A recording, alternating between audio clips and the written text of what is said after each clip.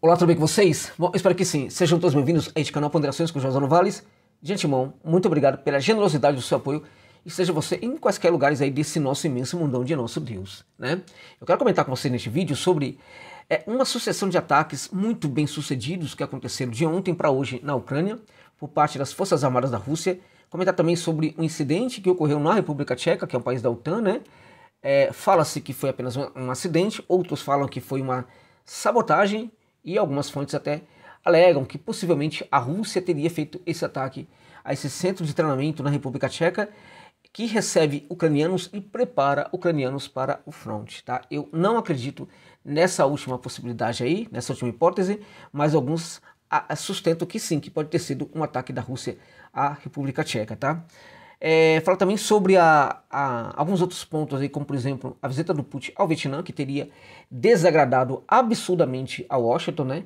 Contudo, o Vietnã é um país completamente autônomo, um dos países que mais consegue, na verdade, praticar autonomia em relação aos Estados Unidos. O Vietnã hoje é um país que mais consegue no mundo inteiro evolução, não somente da sua economia, mas também da sua política, a sua geopolítica e também a construção da sua autonomia. O Vietnã é um exemplo no mundo a ser seguido. O Vietnã recebeu o Putin, o Washington não gostou e o Washington vai continuar a não gostar porque o Vietnã não está nem aí realmente para o que pensa os Estados Unidos, né? Bom, houve também ali outras notícias importantes, né, como por exemplo a notícia de que a Rússia ultrapassou, veja vocês, a Rússia ultrapassou os Estados Unidos como o maior fornecedor, vejam vocês, de gás, né? De gás para a Europa, gente, é isso mesmo, com todas as sanções que existem, a Rússia conseguiu ultrapassar os Estados Unidos e hoje é o maior fornecedor de gás para a Europa. Com todas as sanções, com tudo que eles fizeram, não adiantou. E isso acontece por quê? Porque não tem como. Por mais que a Europa queira, ela não consegue se libertar com facilidade do gás russo, tá? Até porque ele é muito mais barato, digamos assim, apesar de ter aumentado muito, né? E a Rússia está conseguindo obter muito dinheiro hoje com os aumentos, né, que o seu gás teve, porque a Europa faz o quê? Ela aumenta o gás russo para que esse gás não chegue à Europa, e aí ele acaba chegando à Europa de qualquer maneira, só que chega com esse preço aumentado. Você consegue entender a lógica? A Rússia está dando risada, evidentemente, da Europa em relação a isso aí, né? Realmente muito interessante essa história, né, que está acontecendo na Europa. Abrir um parênteses para falar sobre uma notícia importantíssima, amigos e amigas, sobre combatentes Houthis e do Talibã. É isso mesmo, combatentes Houthis e do Talibã estão se dirigindo para o Líbano para resistirem a uma possível invasão israelense ao sul do Líbano. É isso mesmo, né? Muitas fontes relatam que o Irã vem preparando e enviando, né, muitos lutadores aí para a Síria e para o Líbano a fim de resistir, a fim de que o Líbano resista ali a uma invasão, possível invasão israelense, né? Israel está com problemas, vive problemas hoje com os ataques que o Hezbollah tem feito ali ao sul do Líbano, né? Israel já estaria, até em virtude desses ataques, disposto sim a fazer essa incursão terrestre naquela região do sul do Líbano, só que parece que está a haver um envio de muitos efetivos, né, alguns treinados pelo Irã, no caso de talibãs do Afeganistão e também de Houthis, né, para aquela região, para ajudarem o Hezbollah na luta contra Israel, caso Israel faça uma incursão por terra naquela região, tá? Sabe-se neste momento que o Irã está sofisticando muito as suas formas de envio, né, e de abastecimento ao movimento Alana, que é o movimento Houthi, né? O próprio Washington Post, né, escreveu uma matéria falando, né, que o envio dessas armas para a região ocorre através do Djibouti. O Irã envia essas armas para o Djibouti, elas são carregadas através de navios civis, né, e são transportadas para os Houthis ali em Sanaa, no Iêmen, né? Então, também há um envio de armas, né, utilizadas pela mesma maneira, através do Djibouti, para a região do Líbano, né? Armas que chegariam para o Hezbollah, embora todo mundo sabe que hoje o que menos o Hezbollah precisa é de armas, porque está sobrando, sobretudo, mísseis do Hezbollah. Sabe-se também que o Hezbollah fez um ataque poderoso nos últimos dias contra o norte de Israel, né? Que foi considerado como uma vingança pelo ataque e a morte do Taleb Abdullah, né? Esse ataque foi feito com cerca de 170 mísseis. É um negócio assim que eu não consigo imaginar. Como assim hoje Israel consegue receber de um país, né, no caso de um grupo aí militar, 170 mísseis? Ou seja, a situação para Israel está realmente muito complicada. Então, Houthis e combatentes talibãs entrariam, né, lá no Líbano para tentar, juntamente com o Hezbollah, né, resistir a uma invasão terrestre de Israel naquela região. A situação está difícil demais realmente para Israel, mas a gente percebe no comando político de Tel Aviv, né, que há uma disposição muito grande de ir, né, ao que eles consideram que seria até o fim dessa luta, né, não abre mão de lutar, de tentar fazer prevalecer a sua disposição militar, né, de, enfim, conquistar toda a Palestina, expulsar completamente ali a resistência palestina daquela região, ocupar o sul do Líbano. Essa ocupação do sul do Líbano viria neste momento apenas como uma tentativa de evitar esse conflito com o Hezbollah, de evitar os ataques do Hezbollah ao norte de Israel, evidentemente. Ou seja, isso não era teoricamente não era um objetivo, né, de Israel, mas todo mundo sabe que este, no fim das contas, é um objetivo de Israel tomar totalmente conta do Líbano e também da Síria, segundo o próprio Netanyahu, naquele mapa que algum tempo atrás ele divulgou, né, do que seria um grande Israel, né. Então veja, houve ali um ataque ontem com o Modap 1500, gente, que essa bomba aí, né, que ela explode quando ela solta um gás, né, um aerosol ali quando está perto do solo, né, e aí depois vem uma faísca e explode, um negócio absurdo. Odap 1500, uma bomba poderosíssima, atingiu ali em Krasny Limar, né, atingiu ali assim, um grupo, né, de combatentes da Ucrânia, né. Havia uma transferência de reservas do 3º batalhão da 115ª Brigada Mecanizada Ucraniana, né? Ou seja, estamos falando de reservas, né? Reservas que iriam para aquela localidade para fazer uma espécie de rotação com alguns combatentes da Ucrânia, né? Então, estavam todos no local, né? Estavam num ambiente ali, né? Num local de implantação de combatentes, né?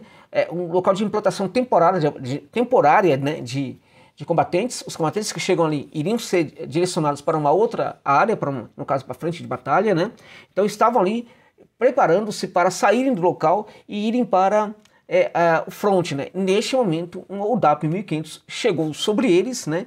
E inicialmente o que se fala é que houve dezenas e dezenas de mortos entre soldados e oficiais ucranianos também. Muitos oficiais ucranianos e também muitos soldados. Aí, no caso, dezenas e dezenas de soldados que teriam sido mortos com a chegada dessa Odap 1500, tá? Um negócio realmente muito complicado. Bom, houve também ataques em Zaporizhia, né, que há um local de implantação de mísseis Atacams, né, que teria sido vulverizado, completamente destruído o local, e os mísseis Atacams também teriam sido destruídos. Algo muito importante sobre esses mísseis Atacams, né? O Andrei German, né, que é um especialista aí militar, né, ucraniano, ele relatou que a Ucrânia estaria pronta para fazer um ataque, uma ofensiva, né, no caso uma contraofensiva sobre a região da Crimeia, é isso mesmo, e estaria na região de Odessa preparando 8 grupos, cada um desses grupos teriam 300 militares, esses 8 grupos estariam se preparando para um ataque a Odessa, né? E esse ataque a Odessa seria precedido com um bombardeio da Crimeia pela Ucrânia através de mísseis Atacams, né? Se é assim, né, a Rússia deve ter descoberto isso aí, e até em virtude disso que vem destruindo esses mísseis Atacams da Ucrânia. Contudo, a Ucrânia andou recebendo ali muitos mísseis recentemente. Chegou uma leva de mísseis muito significativa para a Ucrânia, com 75 Atacams, né? Sendo que boa parte desses Atacams, na verdade um terço desses Atacams, né, teriam também munição de racimo, né? Então a Ucrânia atacaria a Crimeia com esses mísseis Atacams para depois mandar uma incursão por terra para tentar tomar a Crimeia. Por que esta é uma informação bastante complicada? Por que esta situação é muito complicada? Porque é complicada para a Rússia, né? Porque sofre a ameaça de ter a Crimeia invadida, e é complicado também para a Ucrânia, porque essas ofensivas ucranianas, todo mundo sabe o que acontece quando a Ucrânia tenta fazê-las, né? Geralmente o efeito é desastroso para as Forças Armadas da Ucrânia, tá? Algo também, além do ataque que aconteceu das Forças Armadas da Rússia na região de Voznesensk, né, que fica em Nikolaev, né? Esse ataque foi feito com mísseis balísticos, né? O que acontecia ali é que ali havia também um ponto de implantação e também havia armas no local, né? Não se sabe até agora, não se tem o número de feridos e mortos, mas a explosão foi bastante significativa, tá? Também houve ataques com mísseis e bombas, essas bombas FAVs, né, 1500 e tal, contra alvos militares em Kharkov. Na capital ucraniana houve ataques contra esses alvos militares e também em algumas cidades ali do Oblast de Kharkov, tá? Houve especialmente, né, um centro, segundo a Ucrânia, centro de recreação infantil, né, que a Rússia atacou um centro de educação infantil, matando crianças. Tudo mentira, né, tudo mentira, todo mundo sabe disso. Ali, na verdade, era um alojamento também temporário para o pessoal das Forças Armadas da Ucrânia, né? Dizem também que alguns da OTAN estariam ali naquele momento. Também neste local, né, o centro de recreação infantil, havia muitas armas da OTAN. Outros armazéns com munições e armas da OTAN foram destruídos em outras regiões ali do Oblast de Kharkov. Tudo isso de ontem para hoje, tá? Contando aí noite, final da noite, madrugada e manhã de hoje lá na Ucrânia. Realmente muito... Foi muito ataque, né, e tudo muito bem sucedido feito pela Rússia contra as Forças Armadas da Ucrânia, né. Houve também a Ucrânia tomou uma decisão, né, de, enfim, limitar a pouca energia que tem no momento, tal, para os civis, fazer um aumento da limitação da energia disponível para os civis, né, porque pretende aumentar, né, direcionar ainda mais a energia que é pouca nesse momento, mas pretende direcioná-la ainda mais para as indústrias. Só que não para quaisquer indústrias, né, mas para as indústrias militares das Forças Armadas da Ucrânia. Então, os civis vão ficar com menos energia do que já tem neste momento e ela será direcionada para as indústrias militares ucranianas, tá? É uma informação que tem desagradado muito lá na Ucrânia, mas infelizmente todo dia tem notícia que desagrada, só que as pessoas não acordam, não entendem, na verdade, né, que não conseguem entender, na verdade, que o Zelensky é o bandido da história, né? Que segundo eles, segundo os jornais ucranianos, o Zelensky é o mocinho da história. Quem informou sobre a questão dos Atacams, né, que poderiam ser utilizados para uma ofensiva, para um ataque prévio a uma incursão por terra na Crimeia, não foi o Andriy Yermak. Agora não me ocorre propriamente quem foi que disse, porque o Andriy Yermak, na verdade, foi o cara que organizou a cimeira, né? Foi um dos organizadores da cimeira lá na Suíça, que não deu certo, que foi um fracasso absoluto, retumbante. Só que o Andriy Yermak, ele estabeleceu conversações com muitas autoridades ocidentais, inclusive da OTAN, e até mesmo com algumas autoridades russas, né? O que se desconfia neste caso aí? Se desconfia que a OTAN estaria disposta a utilizar essa figura política, tá, como um substituto do Zelensky, né, do Palácio Zelensky. Então estaria preparando o Yermak para ser um possível substituto do Zelensky. O Andriy Yermak, curioso, é que ele é favorável a conversações com a Rússia, né? O Zelensky falou neste momento que não quer nenhum tipo de acordo com a Rússia e ele já disse em algumas oportunidades que seria importante neste momento que a Ucrânia tentasse algum tipo de acordo com a Rússia. Então temos aí, portanto, uma mudança aí. Enfim, pode ser que a Ucrânia esteja neste momento preparando aí a substituição do Palhaço de Kiev, né, gente? Bom, acho que por hoje é só. Acho que a gente eu consegui aqui contemplar todas as informações, né?